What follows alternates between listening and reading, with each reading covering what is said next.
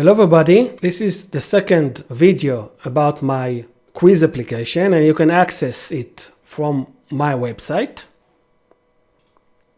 The first change that I've introduced is add 3 more quiz.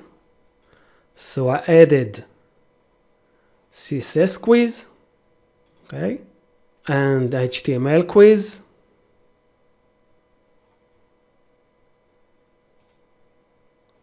and front-end development quiz. So this is the first change. The second change, as you can see, is the dark mode.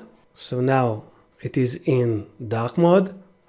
And if I go now and do the quiz, you will see the dark background, and also all the other pages will be in dark mode. And you can toggle back like this. And this dark mode is persisted on the local storage, so it remembers your last choice.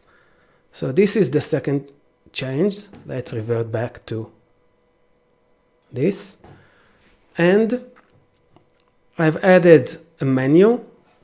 So now we are on the home page. And we have the quiz page and the docs page. You see here the first video, and I will add also this video. And you have here the about, and the about is what this application is all about. And this is currently only for me. Okay, thank you.